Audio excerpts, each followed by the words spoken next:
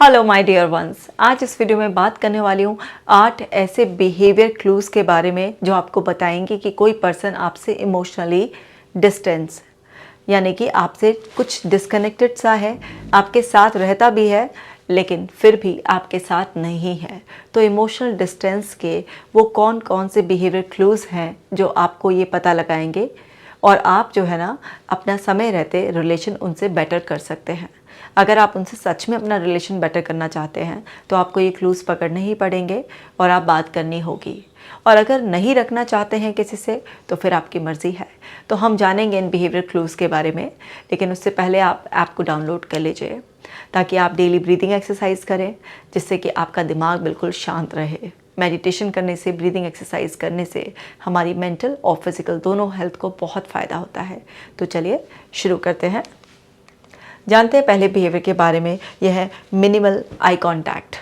कि कम से कम eye contact maintain करना।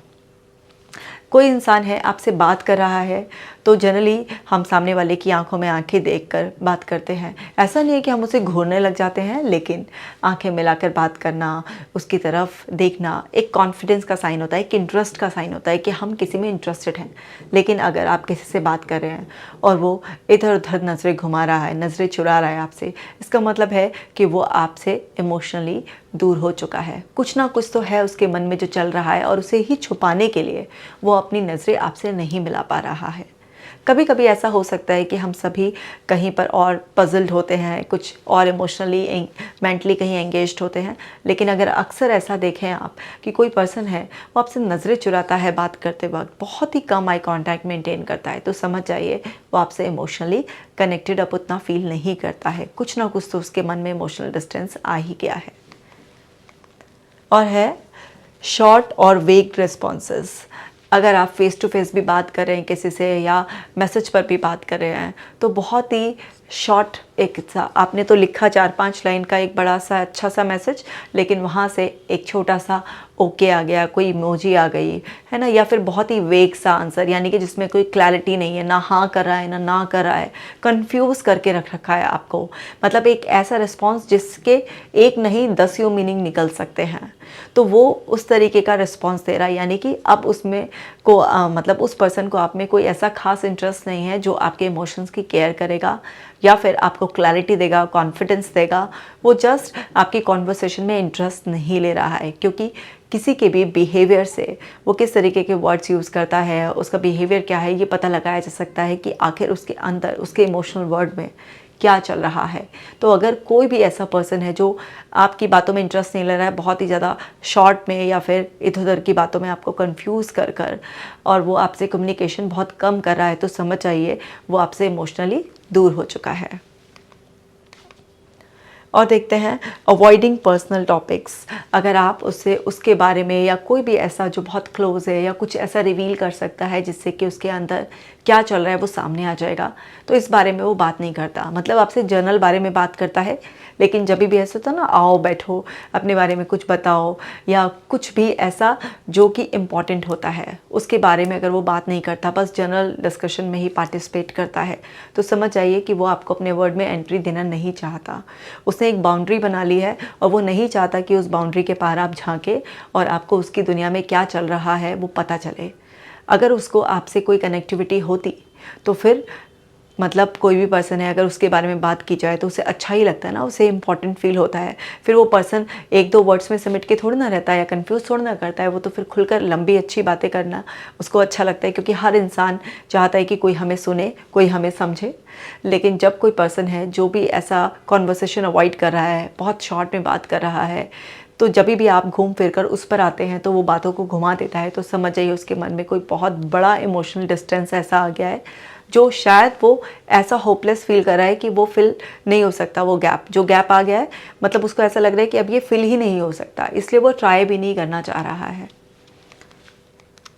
और देखते हैं फिज़िकल डिस्टेंस। कई बार लोग ना आपसे फ़िज़िकल डिस्टेंस भी बना लेते हैं, एक ही घर में भी रहेंगे लेकिन वो आपसे इतना कुछ खास आपके साथ बैठेंगे नहीं, खाएंगे नहीं। अगर सडनली आप किसी के अंदर ये सारे चेंजेस देख रहे हैं, या बहुत सारे लोग हैं जो आपसे रेगुलर पहले मिलते थे लेकिन अभी नहीं मिलते हैं, हाँ फ़ोन पे कभी कभी बात कर लेते हैं लेकिन आपसे एक फ़िज़िकल डिस्टेंस बना लिया है, तो वो सब चीज़ें भी क्या होती हैं, एक साइन होती हैं कि कोई पर्सन आपसे इमोशनली दूर हो गया है। क्योंकि अगर अंदर के इमोशंस चेंज हो गए हैं तो फिर वो पर्सन आपके लिए फ़िज़िकली अवेलेबल भी नहीं होना चाहता है। कई बार कुछ लोग फ़िज़िकली अवेलेबल होते हैं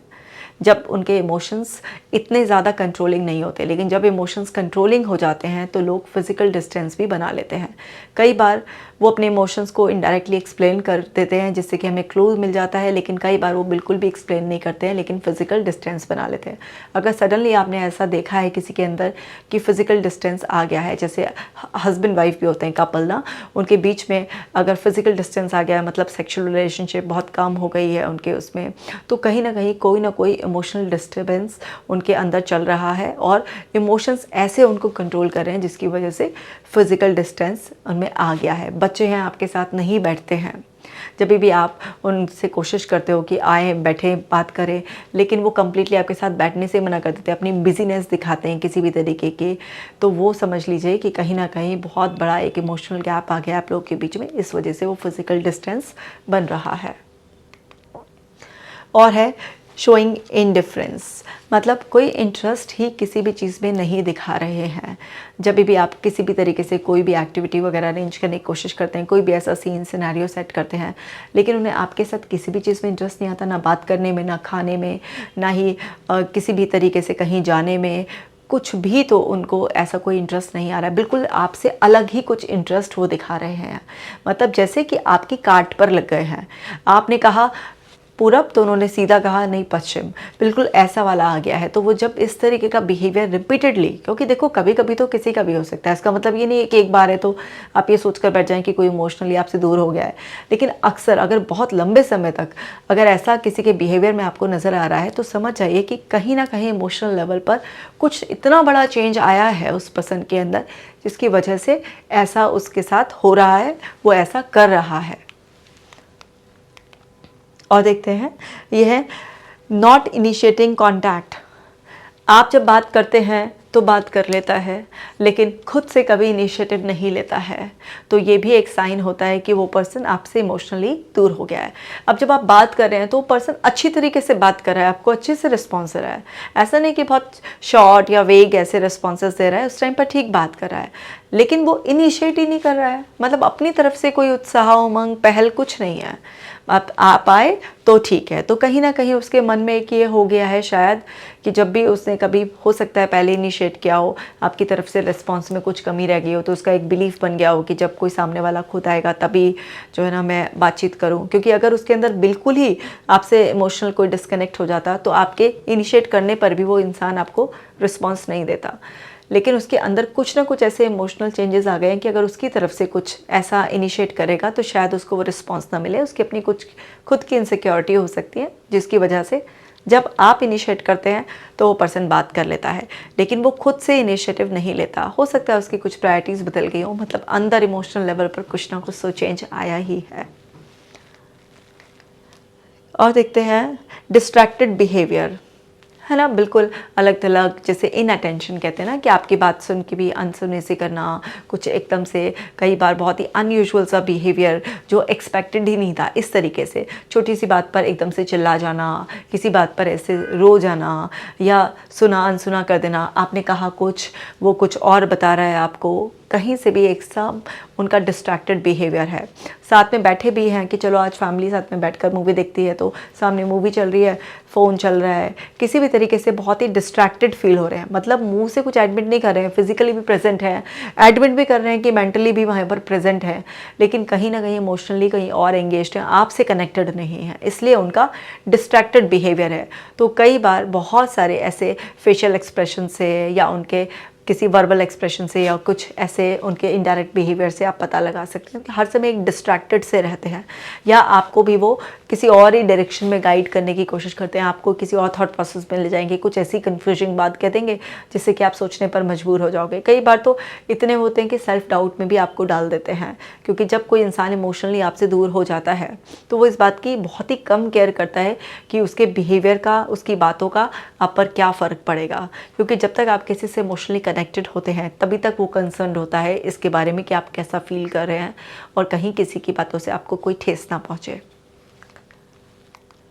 और देखिए, यह है अवॉइडिंग कमिटमेंट्स। ऐसा पर्सन कोई भी कमिटमेंट नहीं करता,